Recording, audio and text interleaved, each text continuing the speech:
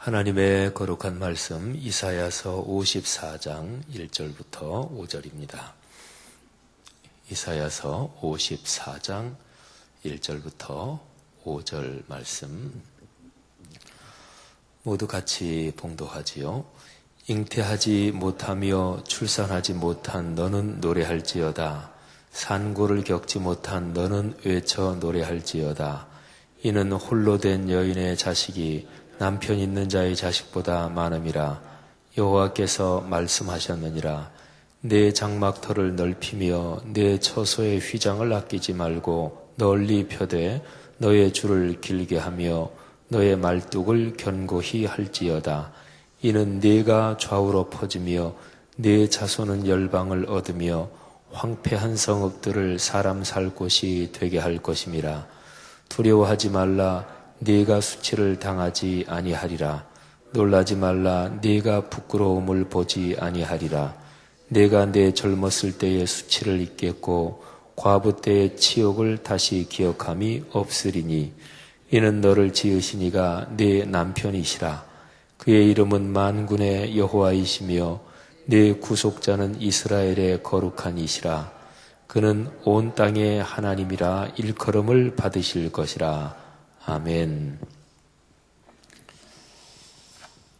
하나님의 말씀 66권 성경은 이 세상의 다른 어떤 철학 사상이나 또는 다른 참 고매한 사람의 글이나 또는 참으로 훌륭한 사람이라고 존경을 받는 사람이 남긴 삶의 가르침이나 이런 거하고 다릅니다.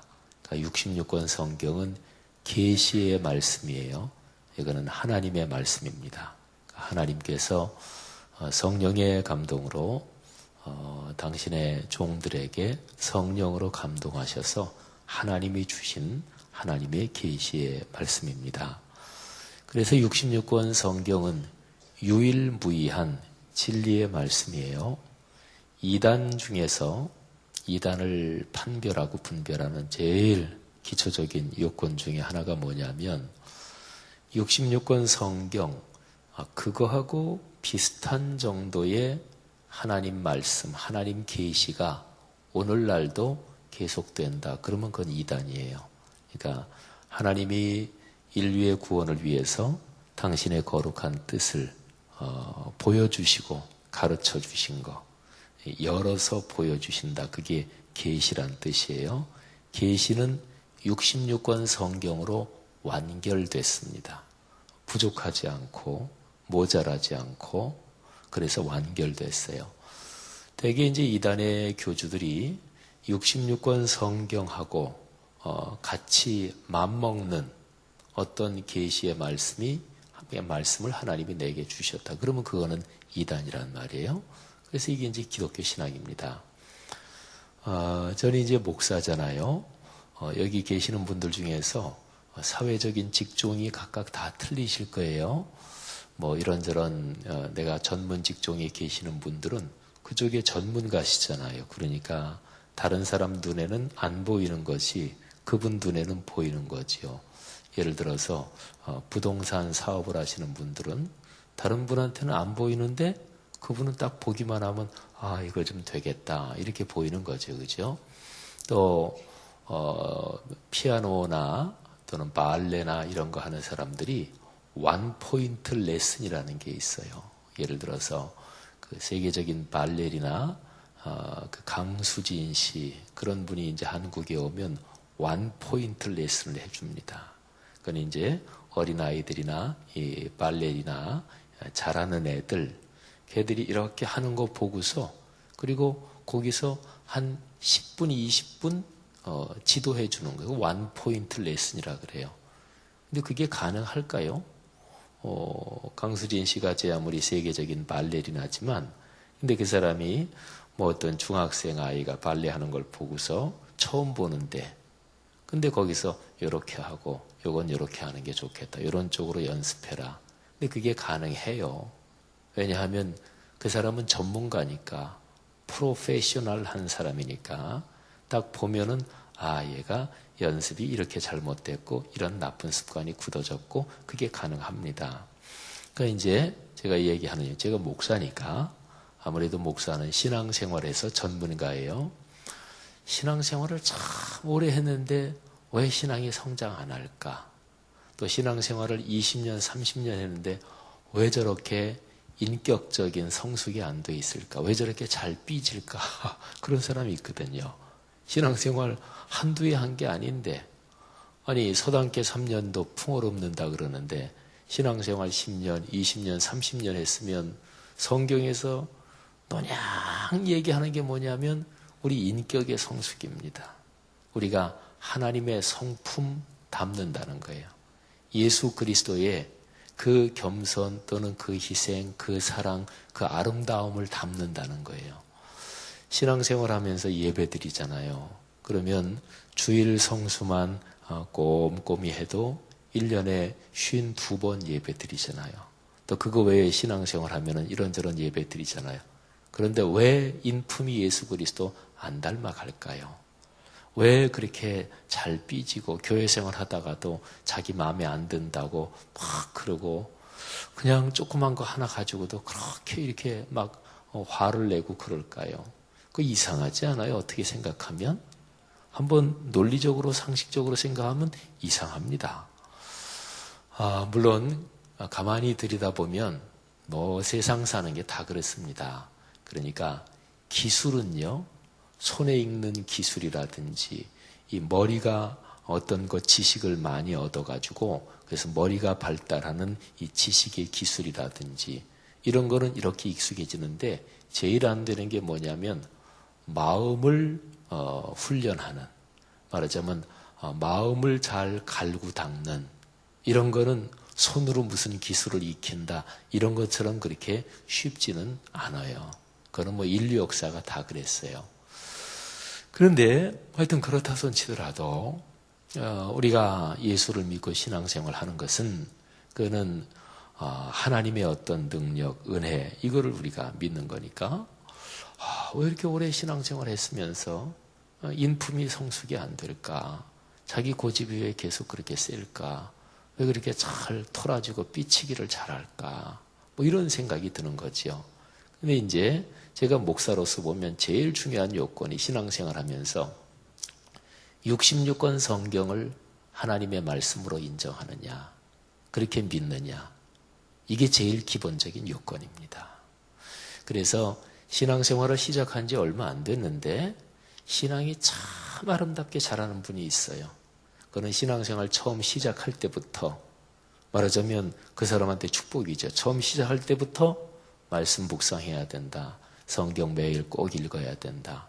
말하자면 그렇게 신앙을 배운 거예요. 그러니까 66권 성경은 인간의 사상이나 고매한 철학이나 또는 훌륭한 사람의 어떤 얘기나 글이나 그런 거하고 이게 다른 거예요. 66권 성경은 유일한 계시입니다.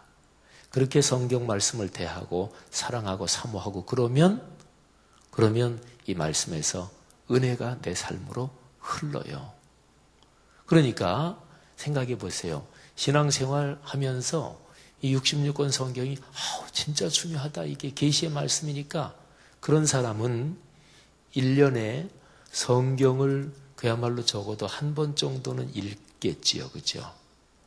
성경 공부한다 그러면 그런데 열심을 내겠지요. 교회에서 이런저런 봉사 때문에 무지무지하게 바쁘고 교회 그냥 일주일에 3, 4일 어쩌면 계속해서 매일 나오다시피 그러는 성도들이 어느 교회나 적어도 10% 이상은 돼야 그 교회 사역이 돌아가는 거예요. 귀한 분들이죠. 그런 분들이 진짜 교회가 그런 분들의 섬김 덕분에 교회는 하나님의 사역을 하고 일반적인 표현으로 말하면 작동이 되는 거예요. 그러니까 주일 예배만 오시고 또는 공예배, 수요예배도 오고 그러지만 교회 예배만 참석하고 다른 봉사는 그냥 하나도 안 하시고 그냥 이런 분들 생각에는 교회 늘 그렇게 돌아가는 거지 생각하지만 그렇지 않지요. 그죠? 목사나 직원이나 이런 소수의 사람 가지고 큰 교회, 우리 교회 같은 경우 어떻게 돌아가겠어요? 그러니까 성도님들 가운데 사실은 목회자처럼 헌신하는 그런 분들이 계시기 때문에 그런데 근데 제가 가끔 말씀드리는 것처럼 교회 때문에 무지무지하게 바쁘다. 진짜로 그러는데 그분은 성경 관련, 하나님 말씀 관련 프로그램에는 전혀 관심이 없어요.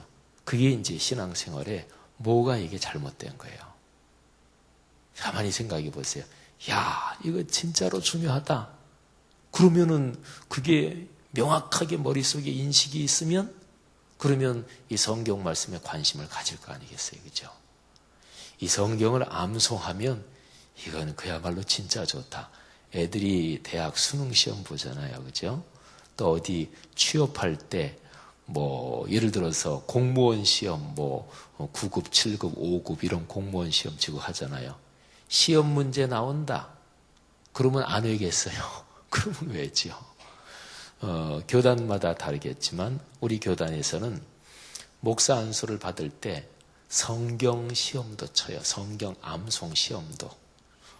목사님들, 전도사님들은 다 그냥 신학 공부하고 그런데 신학은 성경을 근거로 더 깊은 것을 배우고 이러는 거죠. 근데 그냥 평범한 성도들처럼 성경 시험도 치나요? 네, 그래 쳐요. 그게 중요하기 때문에.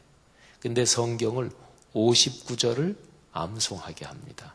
근데 그거 패스 못 하잖아요? 그러면 세상 죽었다 깨어나도 목사 안수 안 줘요. 성경 그거 시험 문제지요. 그러니까 59절 시험 문제는 나중에 까먹더라도 목사 안수 받으려는 사람은 다 외웁니다. 그리고 그거는 이제 우리 교회는 사실은 목사 안수 받는 것보다 더 세다고 볼 수 있어요. 우리는 그냥 암송하잖아요. 그죠? 근데 이제 목사 안수 받으시는 분들은 이제 이렇게 해서 큰 종이 주고서 그 59절을 이제 씁니다. 근데 거기에 제일 앞에 한두 단어는 이렇게 써준다 그래요. 제가 이제 안수 받을 때는 그런 게 없었는데, 그래서 예를 들어 로마서 8장 28절 그러면 우리가 알거니와 하나님을 사랑하는 자 이렇게 되잖아요. 그러면 우리가 요거는 한 단어는 써준다 그래요. 우리 교회에서 성경 암송하는 식으로 말한다면 그 정도면 식은 죽 먹기겠어요. 그죠? 우리 교회에서 성도님들 중에서 4년치 48구절을 그냥 다 암송하시는 분들도 아주 많으시니까. 근데 어쨌든 시험 문제잖아요. 그죠? 그러면 당연히 암송하지요. 예를 들어서 7급 공무원 시험 친다. 요거 시험 문제 나온다. 그러면 안 외겠어요? 그러면 당연히 외지요. 그런데 12구절 성경 암송하는 게 그런 시험 문제처럼 나한테 도움이 된다. 그렇다는 거를 아십니까? 그렇습니다. 나한테 도움이 돼요. 목사님 도움되는데 돈도 되나요? 이런 생각이 들 수가 있어요. 근데 제가 목사로서 말씀드리면 돈도 됩니다. 그러니까 12구절 암송하면 당장 한 10만 원 딱 계좌로 입금되는 그런 식으로는 아니지만 돈도 돼요. 왜 안 그렇게 했어요? 한국교회 교인들이 무지무지하게 많이 아는 성경 구절 하나만 말씀드릴까요?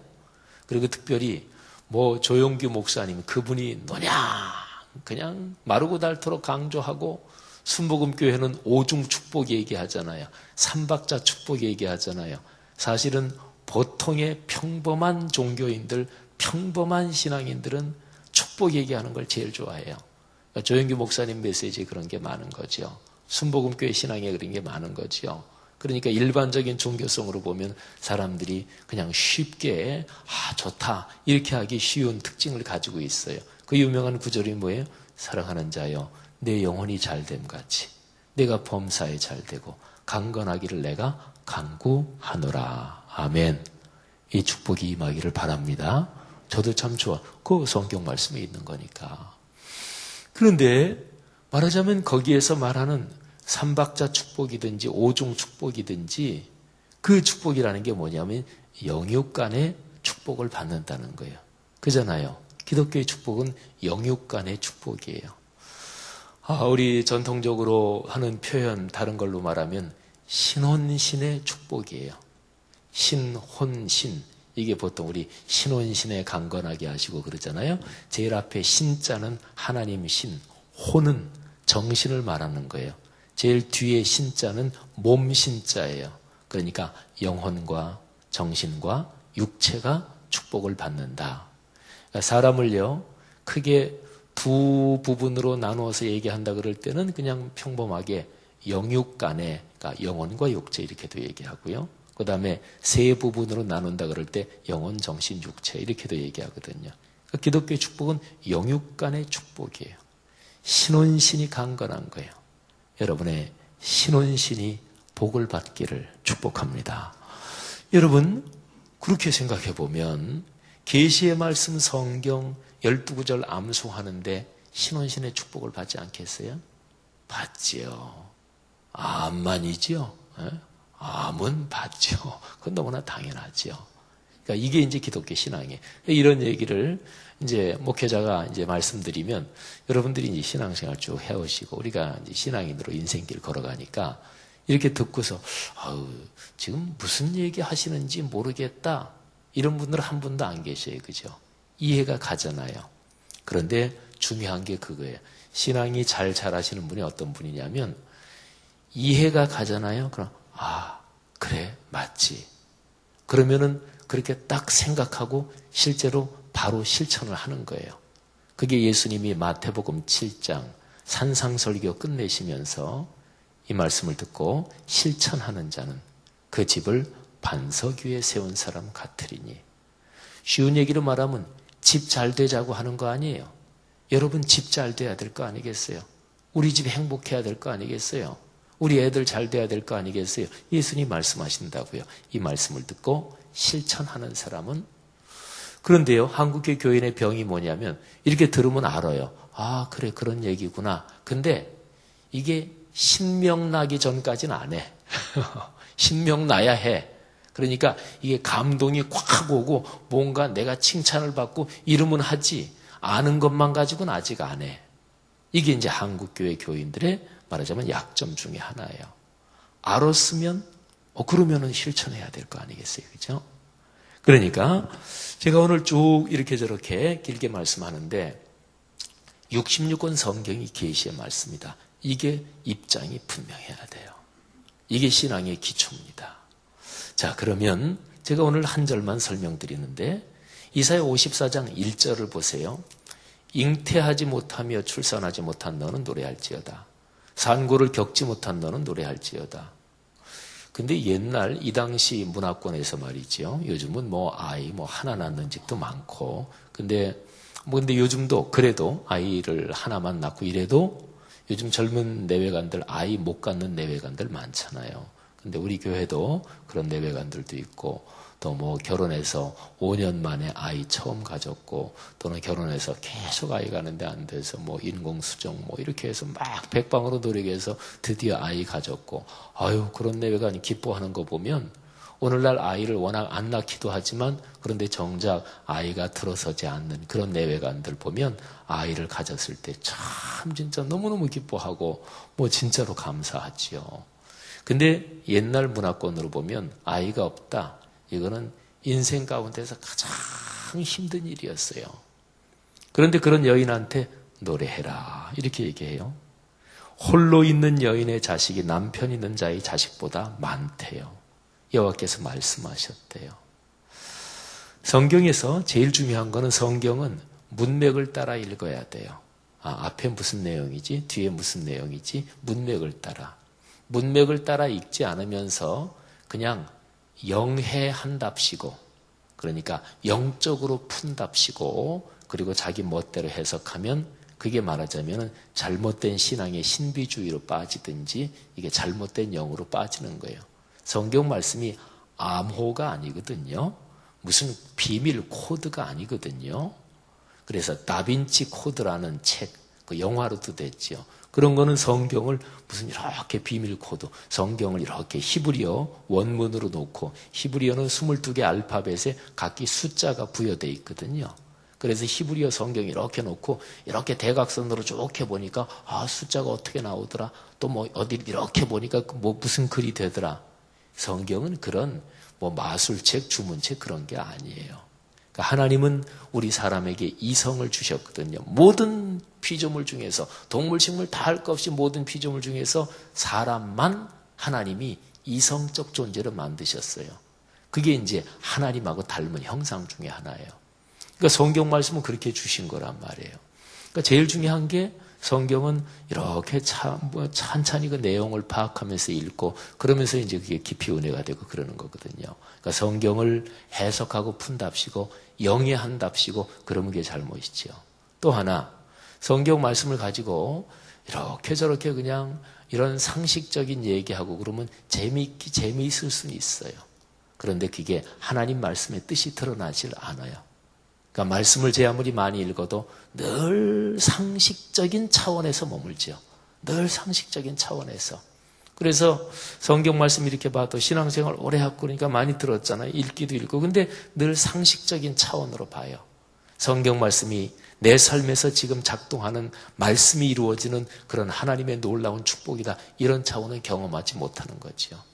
그러니까 성경을 과도하게 영적으로 푸네, 쪼개네, 어쩌니 하면서 앞뒤 문맥 상관없이 막 그렇게 하면 그거는 잘못된 신비주의로 빠지는 거고 또 한쪽에서는 성경을 다 상식적으로만 읽어가지고 그래서 성경에서 참 놀라운 복음의 축복 이런 감동은 느끼지 못하는 거죠.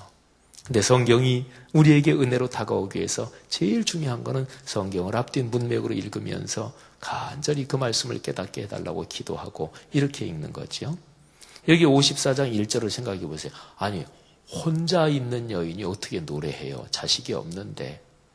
그리고 혼자 있는 여인의 자식이 남편 있는 자의 자식보다 어떻게 많아요?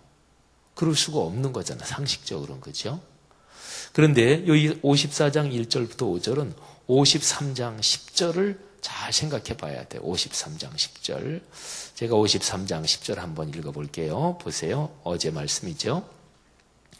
여호와께서 그에게 상함을 받게 하시기를 원하사 질고를 당하게 하셨은즉 그의 영혼을 속건 제물로 드리게 이르면 그가 그 씨를 보게 되며 그의 날은 길 것이요 또 그의 손으로 여호와께서 기뻐하시는 뜻을 성취하리로다. 아멘.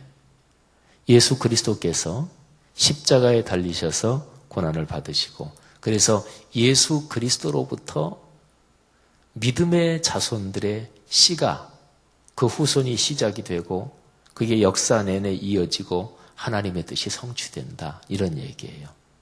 사랑하신 여러분, 하나님이 진짜로 원하시는 것은 혈통으로 이어지는 것보다 믿음으로 이어지는 후손. 이게 성경의 기본 원리입니다. 가족은요, 내 아들, 딸, 내 손녀, 손자 잘 기르셔야 돼요. 최선을 다해서. 부모로서 또는 조부모로서 할아버지, 할머니로서 최선을 다해서 내 가정, 가문, 후손을 위해서. 그런데 내 혈통, 혈육에 꽉 매여가지고 그거 외에 다른 건 난 모른다. 그는 신앙이 성숙한 건 아니지요. 이 세상의 모든 싸움, 모든 갈등은 내 혈육, 혈통, 이 이기주의 때문에 모든 게 사실은 생기는 거예요. 그잖아요. 가만히 생각해 보세요. 대통령 된 양반들이 결국에는 다 이게 좀 실수하는 게 다 아들, 딸, 친척 이것 때문에 다 그런 거예요. 그죠? 우리가 남이가 이러면 이게 꼭 이제 문제가 생기는 거잖아요. 훌륭하고 존경스러운 사람은 누구예요? 그런 거를 넘어서는 사람이죠, 언제나. 그래서 공정하다, 공평하다, 공평무사, 대통령들이 현충원 준비하고 그런데 보통 잘 쓰는 그 글 중에 하나가 멸사봉공, 되게 그런 글들이에요. 우리나라 옛날 전통에서 선비정신, 참 좋은 선비정신이나 또는 서양의 노블레스 오블리주, 그러니까 사회적으로 권한도 있고 높은 직위에 있는 사람이 명예롭게 그렇게 하고 영국 같은 데는 전쟁이 일어나면 거기 왕자들이 전투기 몰고 출격하고 그런 유명한 일화들 많잖아요. 그런 게 뭐예요? 내 가족 혈육을 넘어서는 게 일반적으로 모든 그건 신앙이 아니더라도 그런 게 존경받는 거예요. 사랑하신 여러분, 요거하고 연관해서 하나만 더 말씀드리면 창세기 12장 1절부터 4절 하나님이 아브라함을 부르신 저 유명한 구절. 아브라함은 수많은 사람 중에 한 사람이 아니에요. 아브라함을 부르셔가지고 아브라함부터 시작해서 그게 예수 그리스도에게까지 이어지는 거니까. 마태복음 1장 1절에 아브라함과 다윗의 자손 예수 그리스도의 세계라. 그죠? 근데 아브라함을 부르실 때 뭐라 그래요? 내 고향과 친척과 아버지의 집을 떠나 내가 네게 지시할 땅으로 가라. 고향, 친척, 아버지 집. 고향 그러면 지연이죠. 땅. 그 다음에 친척 아버지의 집, 이건 혈연이 있지요. 그러니까 지연과 혈연을 떠나. 근데 사실은 사람은 죽을 때까지 지연과 혈연을 완전히 떠날 수는 없어요. 근데 그 메시지에 적어도 깊은 뜻은 뭐냐면 지연과 혈연에만 매여서 막 그렇게 사는 거, 그게 인생의 창세기 1장부터 11장까지 타락한 인간의 근본 문제. 그래서 하나님이 지연과 혈연을 뛰어넘는 그런 믿음의 종족을 다시 세워야 되겠다. 그래서 아브라함 부르신 거예요. 그 아브라함이 다윗, 예수님, 그래서 그게 오늘날까지 이어지는 거예요. 사랑하신 여러분, 이 원리를 잘 생각해야 돼요. 이게 기독교예요. 이게 신앙이에요. 그러니까 신앙생활하고 그리스도인들이 혈연과 지연을 뛰어넘는 뭐가 없습니다. 그러니까 저는 이제 목사니까 성경을 보면서 이게 하나님의 근본 뜻이구나. 그렇기 때문에 제가 선거할 때 경상도, 전라도, 강원도 어느 할 거 없이 참 제가 그런 걸 싫어하는 거예요. 아니 그리고 어떻게 그리스도인이에요? 그리고 또 뭐 이런 거 할 때에 꼭 가까우니까 그런 걸 또 보수 진보, 우리나라는 25%, 적어도 20% 정도는 죽었다 깨도 보수예요. 또 20%는 죽었다 깨도 진보예요. 이 양쪽 극단, 극보수, 극우, 극좌가 있어요. 둘 다 극우, 극좌가. 근데 이 사람들은 안 변할 거예요. 예수 믿는 사람 중에 그런 거예요. 연세 드신 분들은 보수가 많지요. 근데 저는 연세 드신 어르신들, 뭐 그런 분들이 진짜로 마음의 확신들을 그렇게 하는 게 아니고 이렇게 저렇게 해서 동원되는 것도 있고 그럴 텐데 저는 그런 걸 보면 너무너무 화가 나요. 저 나이 드신 어르신들을 정치꾼들이 이용해 먹는 거지요. 존경해드리는 게 아니고 이용해 먹는 거지요. 뭐 극좌 극우 다 마찬가지예요. 근데 그거는 안 좋은 거예요. 가운데 여기 서가지고 사안에 따라서 여당이든 야당이든 거짓말하는 거는 둘 다 나쁘죠. 그죠? 국민 이용해 먹는 건 둘 다 나쁘죠. 그죠? 이렇게 국민이 깨야 돼요. 그러면 이 정치꾼들이 국민을 만만하게 보지 못하는 거예요. 그래야 민주주의가 되는 거예요. 그러니까 제가 그렇게 아주 그런 얘기 나오면 강조하는 게 성경의 이런 흐름이 바로 그렇다. 이제 그런 것 때문에 그러는 거예요. 사랑하신 여러분, 하나님께서 우리에게 주신 이 축복 속에서 걸어가시기를 축복합니다. 그러니까요, 제가 이제 우리 교회에서 그 전 세계 그 불쌍한 어린아이들 돕는 거, 예를 들어서 내가 한 달에 3만 원에서 어린아이 하나 도왔다. 하나님이 그 가정의 후손 자라는 아이들 대대로 그거 축복 안 해주시겠어요? 사실은 가정 경제 형편이 다 다르겠지요. 경제적으로 넉넉하신 분이야 뭐 한 달에 3만 원 하는 거 별거 아니겠고, 근데 그냥 빠듯하게 사시는 분들이 한 달에 2만 원, 3만 원 고정적으로 하는 거 그거 쉽지 않을 수도 있잖아요. 근데 그렇게 했다. 그러면 말하자면 나랑 혈통, 혈연, 지연하고 아무 상관없는 거잖아요. 저 아프리카에 있는 어떤 애, 방글라데시에 있는 어떤 애, 혈연, 지연 관계 있어요? 없어요. 그런데 그거를 이렇게 신앙적으로 그래. 그게 하나님이 기뻐하시는 거야. 그리고 한 달에 3만 원 도왔다. 그러면 그 3만 원이 그야말로 보통 얘기하는 대로 하나님이 60배, 100배로 축복해 주시지 않겠어요? 보통 60배, 100배는 그리스도인들이 뭐 내가 하나님 앞에 이만큼 드리면 더 많이 주지 이렇게 거래하는 것처럼 생각하는 건 잘못된 신앙이고요. 이런 게 바로 그런 거예요. 이런 게 바로 그런 거예요. 사랑하시는 여러분, 오늘 이사야 54장 1절의 말씀이 여러분에게 축복이 되기를 주님의 이름으로 축원합니다. 여러분의 삶에서 가문 대대로 하나님의 이 놀라운 축복이 흐르는 그런 신앙의 가문 되시고, 그런 품이 있는, 그러지요. 그게 품이 있는 그리스도인이지. 그리스도인이 예를 들어 집회 참석하고 그리고 막 나가면서 자기 차 먼저 뺄라고 그러고, 그리스도인들이 집회 참석하고 그냥 온통 쓰레기가 널브러져 있고, 그게 참 부끄럽잖아요. 그죠? 그리스도인은 적어도 품위가 있어야지.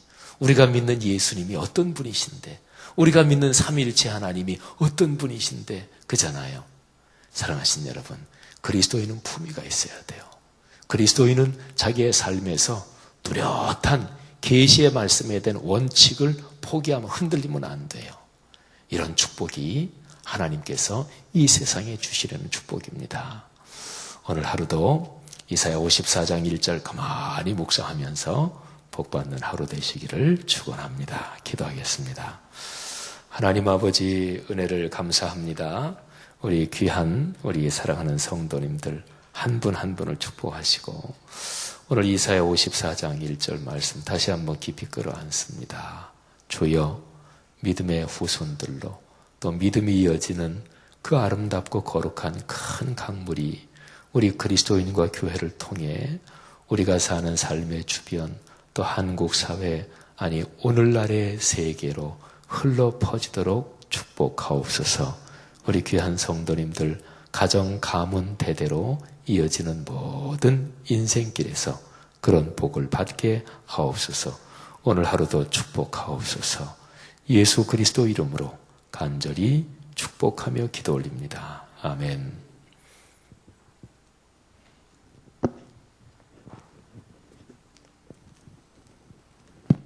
귀한 말씀 감사드립니다. 우리 같이 공동기도문 사역에 대해서 함께 기도하시겠습니다. 성경대로 우리 사역의 지평이 온누리를 품게 하옵소서. 위원회 사역, 교구 사역, 말씀 삶 성경대학 사역을 축복하셔서 말씀과 성령의 충만으로 인격과 일상이 거룩해지게 하소서.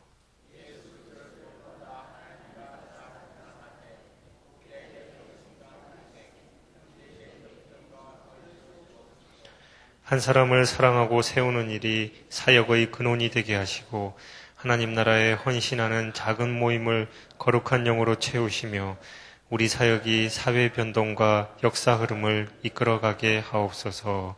아멘. 다 같이 주님 가르쳐 주신 기도하시겠습니다. 하늘에 계신 우리 아버지, 아버지의 이름을 거룩하게 하시며 아버지의 나라가 오게 하시며 아버지의 뜻이 하늘에서와 같이 땅에서도 이루어지게 하소서. 오늘 우리에게 일용할 양식을 주시고 우리가 우리에게 잘못한 사람을 용서하여 준 것 같이 우리 죄를 용서하여 주시고 우리를 시험에 빠지지 않게 하시고 악에서 구하소서. 나라와 권능과 영광이 영원히 아버지의 것입니다. 아멘. 또 함께 몇 가지 기도 제목을 놓고 함께 기도하시겠습니다. 지금 들은 말씀이 내 삶으로 이어지게 하옵소서. 오늘 드릴 수요 예배에 풍성한 은혜와 큰 축복을 내려 주옵소서. 싱크 제주도 국내 선교로 제주도가 변화되게 하옵소서. 그리고 후반기 전도 특공대 사역이 더 탁월하게 진행되도록 그분들을 축복하옵소서. 그리고 함께 기도하고 있는 전도 대상자를 위해서 기도할 때 그들이 주님께 돌아오게 하옵소서라고 함께 기도하신 후에 여러분 각자 가지고 나오신 기도 제목 아르신 후 자유롭게 돌아가시겠습니다. 함께 기도하겠습니다. 사랑의 하나님 아버지 감사합니다. 하나님께서 우리에게 약속하신 귀한 말씀을 특별히 66번 성경 말씀 통해서 보여주신 그 계시를 하나님 우리가 마음속에 품습니다. 하나님 우리가 하나님 말씀이 자로나오거나 지우시지 않게 하시고 그 말씀을 힘있게 이시나가